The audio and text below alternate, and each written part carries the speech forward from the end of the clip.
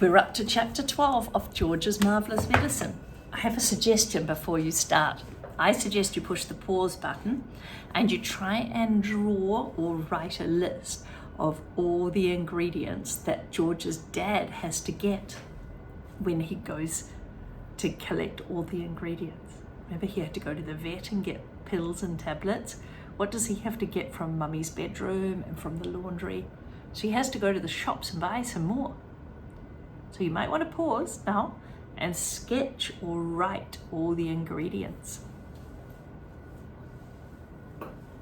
Okay, now I'm going to start. Marvellous Medicine number 2.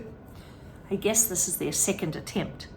They were in the kitchen now, and the big saucepan was on the stove, and all the things Mr. Cranky had brought were all lined up at the sink. Come on, my boy. Which one did you put in first? This one, he said, and it was the Golden Gloss hair shampoo. Now the toothpaste, George went on, and the shaving soap, and the face cream, and remember the nail polish. Keep at it, boy, cried his dad. He was dancing around the kitchen. Keep putting them in. Don't stop, don't pause, don't hesitate. You hear that? He said, don't stop, don't pause, don't hesitate.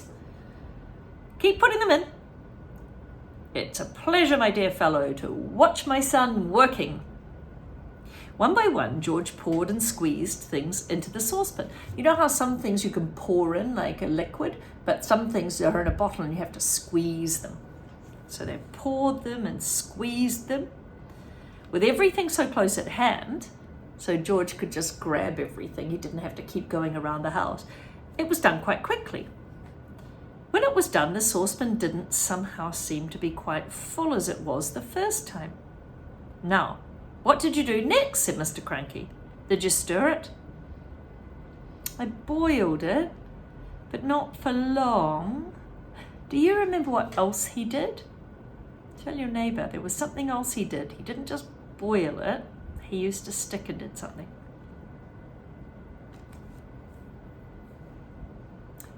That's right, he stirred it. So Mr. Cranky lit the gas under the saucepan and George stirred the mixture with that big wooden spoon. A wooden spoon is a spoon you don't use to eat, but it's a much bigger one. Yeah. Oh, hang on, I'll get a wooden spoon.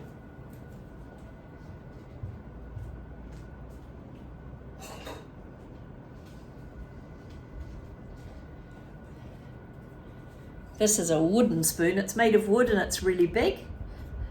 And it doesn't get hot when you're stirring things. So he used the wooden spoon.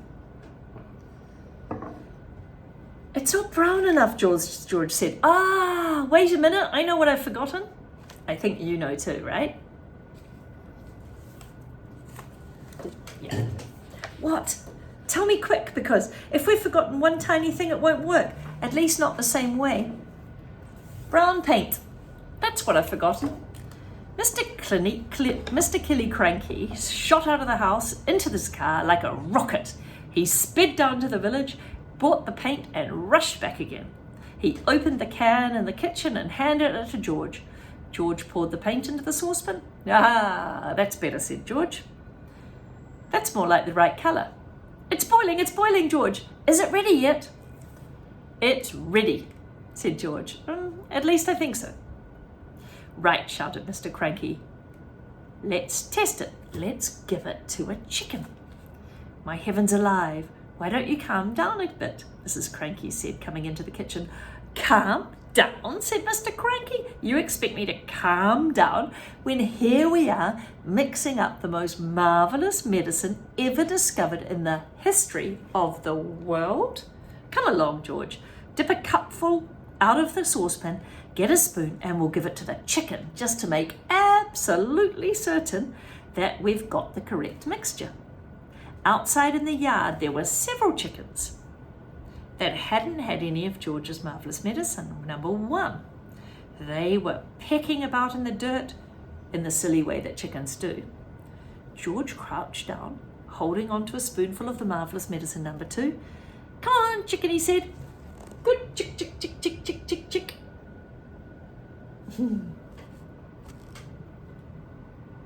Oh dear. Is that what they were hoping for?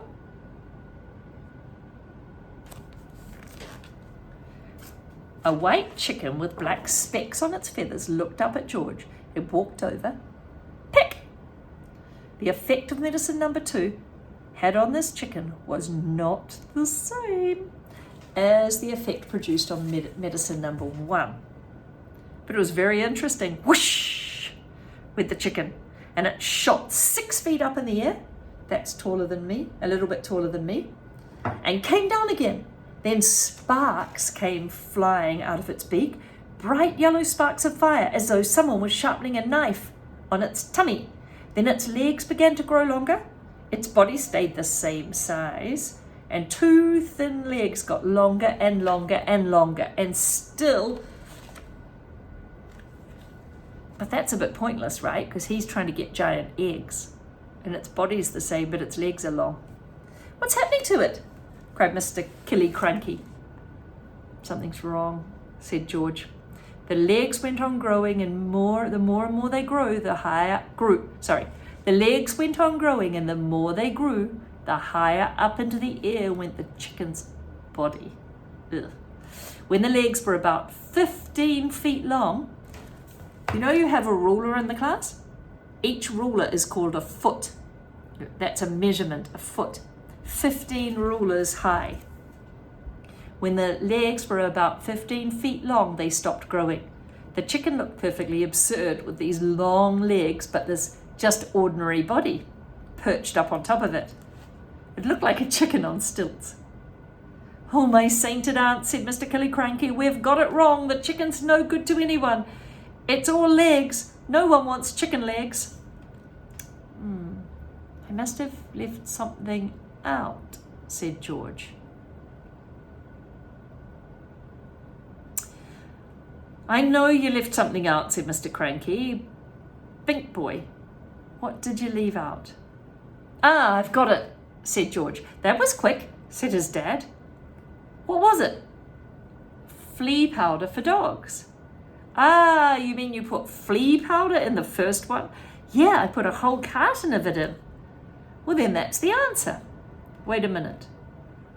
Did we have brown shoe cleaner, shoe polish on the list? We did not, said Mr. Cranky. I used that too. No wonder it went wrong, said Mr. Cranky. And he went running to the car and drove quickly down to the village to buy those 2 things. Is that everything? Chapter 13, Marvellous Medicine number 3. Here it is, said Mr. Cranky, rushing into the kitchen. 1 carton of flea powder and some shoe polish. George poured them both in. Stir it up, George, said Mr. Cranky. Give it another boil. We've got it this time. I bet we've got it. After Marvellous Medicine number 3 had been boiled and stirred, George took a cupful out into the yard to try it on another chicken. Mr. Cranky ran after him, flapping his arm and hopping with excitement. Come and watch us turning an ordinary chicken into a lovely great big one that lays eggs as large as a football. Well, I hope it does better than last time, said Mrs. Cranky. Come on, chicken, said George, holding out a spoonful of medicine. Chick, chick, chick, chick, chick, chick, chick. This time, a magnificent male chicken with a scarlet comb on its head. You know how chickens have that red bit at the top? Came stepping over. The cockerel, that's the name of a male chicken, looked at the spoon, and of course, it went pick. Okay, now we're going to pause it, and I want you to decide if you were the author, what would you do next? Okay, so push pause, or I'll just wait.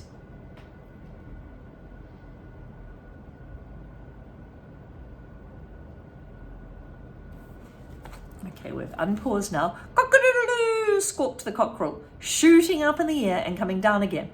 Watch him now, said Mr. Cranky. Watch him grow. Any moment, he's going to start getting bigger and bigger. Any moment. Mr. Killiecrankie and Mrs. Cranky and little George stood in the yard, staring at the chicken, and it stood quite still. It did look as though it might have had a headache. What's happening to its neck? It's getting longer. Oh no. I'll say it's getting longer. Last time it was the legs. Now this time it's the neck. No one wants to eat a chicken with a long neck. You can't eat a chicken's neck. But it was an extraordinary sight. The cockerel's body hadn't grown at all, but the neck was now 6 feet long. That's 6 of your rulers long. All right, George, Mr. Cranky said. What else have you forgotten? I don't know. Do you remember? Oh, yes, you do, Mr. Cranky said. Come along, boy, think. There's probably just one vital thing missing and you've got to remember it. Ah, I put in engine oil from the garage. Did you have that on your list? Eureka! Said Mr. Cranky. That's the answer. How much did you put in? Half a bucket. Mr. Cranky ran to the garage, found that, and some antifreeze, and sloshed it in. Antifreeze, if you live in a country where it's really snowy or icy, you put that into the car and so all the water in the car doesn't freeze. Okay, now, so he's now put in everything. Do you think he's put in everything? Let's stop there. And next time we can read chapter 14. Maybe we'll read the rest of the story.